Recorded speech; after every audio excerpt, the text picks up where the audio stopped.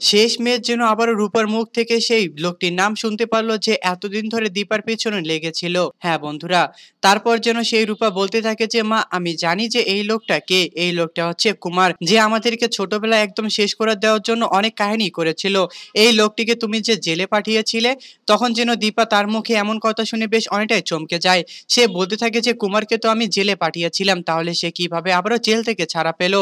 ঠিক তখনই যেন সেই জয় তাকে বলতে থাকে যে দেখছি আমি এই বিষয়টা এবার দেখছি। তখন যেন সেই জয় হঠাৎ করে পুলিশ স্টেশনে ফোন দিয়ে বলতে থাকে যে কুমার নামে কেউ কি ছাড়া পেয়ে গিয়েছে। ঠিক তখন যেন সেই পুলিশ তাকে বলতে থাকে যে হ্যাঁ কুমার নামে একজন ছাড়া পেয়ে গিয়েছে। ঠিক তখনই যেন তাদের মাঝখানে আরো বেশ অনেকটা ভয় জমে থাকে। হ্যাঁ বন্ধুরা, অনুরাগের ছোঁয়া ধারাবাহিক নাটকের আগামী পর্বগুলোতে আমরা ঠিক এমনটাই দেখতে পারবো। আর আপনারা যদি আমাদের চ্যানেলে নতুন হয়ে থাকেন তাহলে চ্যানেলটিকে অবশ্যই একটি সাবস্ক্রাইব করে দিবেন।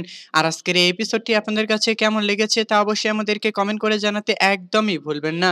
চ্যানেলে নতুন হয়ে থাকলে চ্যানেলটিকে অবশ্যই একটি সাবস্ক্রাইব করে দিবেন। এতক্ষণ সবাইকে ধন্যবাদ আমাদের পাশেই থাকার জন্য।